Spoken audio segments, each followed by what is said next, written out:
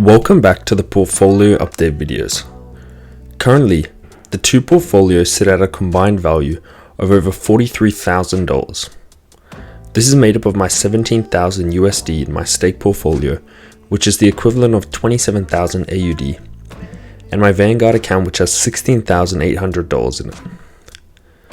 Going through the accounts, you can see today was a green day in the market after a long downturn, and my portfolio is up $112. This takes my total amount up to 7.86 or around 1,244 USD. In regards with my US portfolio, the only recent transactions I have done was my first purchase into VOO, where I added in and increased my position to around $8,393, and then I also invested into Microsoft. Overall, the reason I chose to invest into these two positions I did a video on, but quickly there are two that is the strongest company I believe in Microsoft, and VOO is just the overall market as I try to get it to 50% worth of my stake portfolio. More on that later as I go through my Excel spreadsheet and break down each allocation and the amount that they take up. Another thing I wanted to touch on today was my Vanguard dividends. As you can see when we look at my portfolio, you can see I still have pending distributions or dividends. This means I have $238 of dividends that will be hitting my account soon, which has come from my three investments into VHY, VLC, and VGS. I've put in a lot of effort over recent months to grow these positions to increase my dividend amount. As I continue to grow this portfolio, as it hopefully hits 20,000 before the end of the year, this will only continue to grow, and hopefully next year I will easily make over $1,000 in dividends just through my Vanguard account. Overall, with this portfolio, I am more likely to grow my dividend positions in comparison to my stake portfolio, which is more about my capital growth. I would like my Vanguard portfolio to be a much more steady, slow-paced but still growing, staple portfolio, which is just strong for the long term, which I can hopefully use to get that extra income through dividends, which can hopefully go towards a potential house deposit one day, or even towards my retirement as I grow this over the years and decades to come. Going through my positions, I haven't added anything. VHY is still by far my smallest position at $659. My largest by far is still VLC, which is over $10,000, and my middle of the pack is VGS, which is $5,700. My next investment will go to VGS as I try to buster it up, same with VLC, and buying in now while prices have dipped down. In comparison, I did, like I said, put $2,000 into my US portfolio just to try to get in now whilst things have dipped down. When going down, I've recently done some shorts on likes of Apple, which is down basically 10% in the last 3 months, which is also one of my biggest positions. It is my third largest position in my stake portfolio and my second largest individual holding, just behind Microsoft.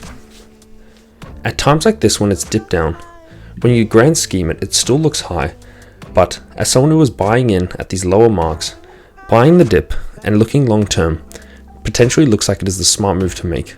So if I can invest more money now whilst things are cheaper, I will do that. Overall, going through the portfolio, once Amazon gets in the green, I will be selling out of that position and potentially adding it to my Costco position, which has then broken $570, which seems quite crazy as I was hoping it would dip a little bit so I could invest in Costco, but it's not like the other positions and it's been trading up recently. It's had an incredibly strong month and past 3 months, which is exactly why I have it to balance out my tech positions. Not only has it had a strong year, up nearly 20%, but it gives me an extra level of diversification away from many of my tech positions. That's the same with JP Morgan. The reason I'm invested into these two companies is because I believe they're two market leaders in their industries. I think JP Morgan is probably one of the best banks you can own that is offered here, and Costco is one of the most staple, strong business model, permanent companies that I plan on holding for a long time. People say it's overvalued with its high PE ratio, but when you look at the returns and you look at the stability of Costco and the direction they're heading in, it's not something I'm looking to sell out now. Overall, it's nice to see the portfolio get over $17,000 for the first time, as I slowly edge closer to that $20,000 mark that I aim to hit for both my portfolios. The goal before the end of the year is still to just get the portfolios to around 50,000, and if I can, potentially 55,000, as I slowly build these up.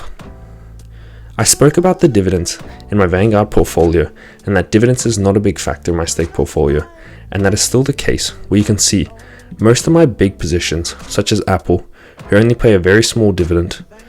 You look at the likes of Microsoft, which is a little bit bigger, but still under 1%.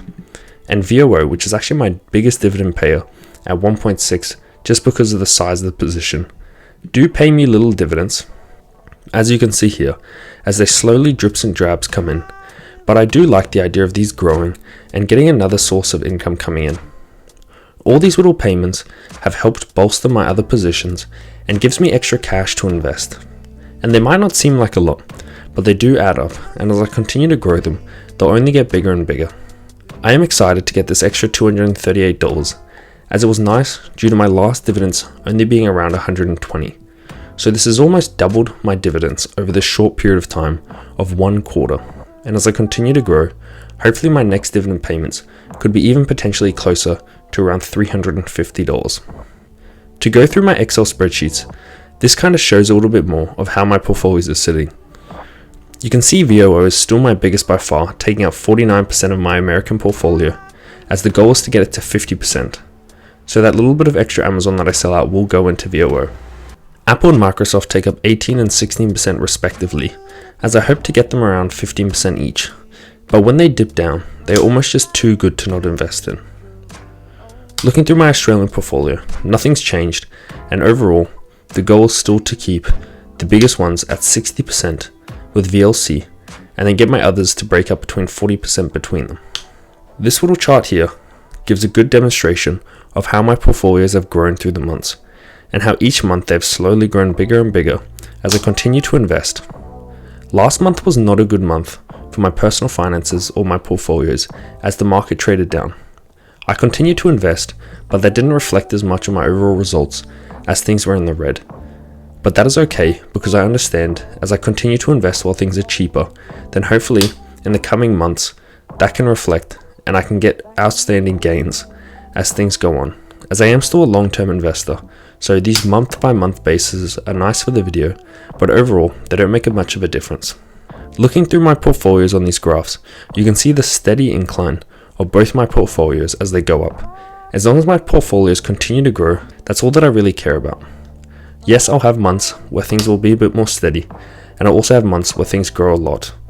But overall, as long as the trajectory is up, it means my dividends will increase, my capital gains will increase, and it means the overall amount of income and money I'll be producing will get bigger and bigger.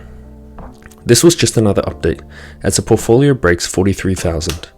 Hopefully by the end of next month I can get it to over 45,000, and then I can slowly edge my way in November and December to 50 grand. Share how your portfolios are looking, and if you've also experienced this downturn, and if you're making the most of it by buying in at the moment.